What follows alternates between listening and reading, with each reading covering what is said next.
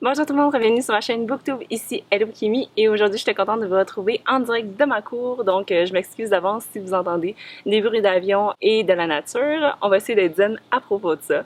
Donc le thème de la vidéo d'aujourd'hui c'était les magazines, puisque j'avais pas souvent l'occasion dans ma vie de tous les jours d'en lire, puisque je priorisais les livres, mais pendant mes vacances j'ai eu l'occasion de rattraper mon retard des magazines achetés versus magazines lus. Donc si ça vous intéresse de connaître mes 3 coups de cœur, je vous invite à vous servir un drink estival festif et d'écouter ce qui suit. Donc tous les magazines que je vais vous parler sont présentement en kiosque et j'ai aucune affiliation avec aucun d'entre eux, mais je vais vous laisser tous les liens si jamais ça vous intéresse dans la barre de description. Donc le premier que je vais vous parler, c'était le Véro Magazine parce que je suis abonnée en ce moment à celui-ci, mais je possède tous les autres numéros depuis le tout premier. Habituellement, ce que je regarde beaucoup, c'est la section entrevue, donc tout ce qui est le portrait qu'ils font d'une personnalité féminine et une personnalité masculine, mais également les entrevues qu'ils ont faites avec le maquilleur de Véro, son allié, son coiffeur. Là maintenant, dans ce numéro aussi, c'était chef. Donc ça, je trouve ça toujours intéressant, même si c'est assez court. Moi, j'en aurais pris plus. Sinon, il y a aussi le souper de gars que j'aime vraiment toujours regarder, qui est très différent, puis qui fait toujours intervenir 3 personnalités connues du paysage québécois sur un sujet en particulier. Dans ce cas-ci, c'était la beauté au masculin. Dans ce numéro d'été, les 2 chroniques qui ont retenu le plus mon attention, c'était la section environnement qui nous donnait vraiment des trucs, des conseils vraiment simples pour pouvoir tendre vers le zéro déchet, tendre vers des habitudes de vie plus éco-friendly, éco-responsable. Donc ça, j'ai vraiment beaucoup aimé ça parce que c'était quand même un long reportage, mais il n'y avait pas de ton moralisateur ou qui nous faisait culpabiliser. Donc ça nous ouvrait vraiment l'esprit à quelque chose qu'on pourrait vraiment adopter dans notre vie de tous les jours. Donc ça, j'ai bien apprécié ce reportage-là. Et évidemment, j'ai toujours un coup de cœur pour le billet de Louis qui est toujours à la fin, qui a le mot de la fin, puisque je sais pas, son opinion pour moi fait toujours comme vraiment beaucoup de sens. Donc je m'identifie quand même beaucoup à sa position, puis j'aime ça connaître son opinion sur les différents sujets d'actualité. Pour ce numéro aussi, il parle des différentes vagues qui se passent dans l'actualité, comment les gens veulent absolument montrer qu'ils sont in, qu'ils sont dans la vague, puis ils vont s'exprimer sur un sujet qui des fois sont pas assez informés ou qui sont pas nécessairement qualifiés ou c'est pas nécessairement leur place de porter un jugement. Donc j'ai vraiment aimé l'observation puis la réflexion qu'il a faite sur le sujet, comme quoi on est souvent obligé de faire du bruit sur 150 sujets qui sont quand même loin de nous quand on pourrait juste se rattacher à une cause puis vraiment la défendre avec cœur et crédibilité. Alors comme d'habitude, une lecture riche en contenu et en opinion. Ensuite, le prochain magazine qui a attiré mon attention, je suis vraiment tombée dessus par hasard à l'épicerie.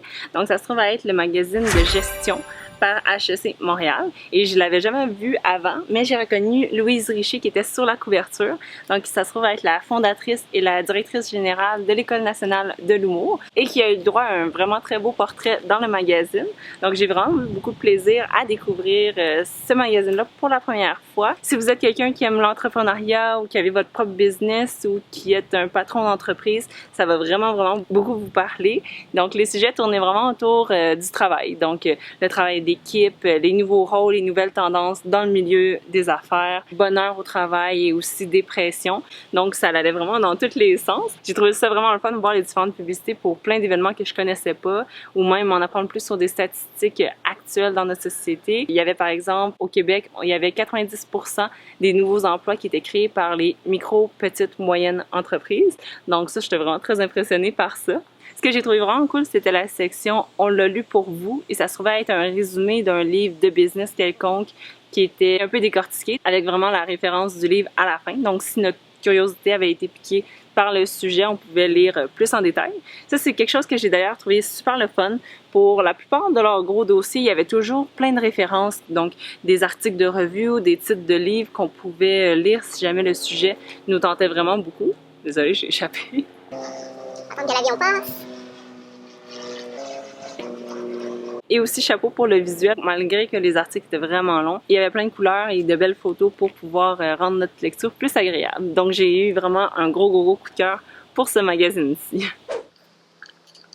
Je prenais juste une petite gorgée avant de vous parler de mon 3e, mais non le moindre, magazine qui a vraiment retenu mon attention et c'était le 3e volume d'édition papier. Donc pour ceux qui ont connu les 2 autres numéros, on retrouve encore une fois Cynthia, Priscilla et Marina qui nous montrent leur coup de cœur beauté, maquillage, voyage, mode et vraiment tous les sujets m'interpellent, donc c'est pour ça que je collectionne tous les autres numéros. Dans celui-ci, ce qui m'a vraiment le plus interpellée dans les articles, il y avait la première fois de Marina au Fashion Week, donc un texte vraiment très authentique que j'ai lu avec beaucoup d'attention.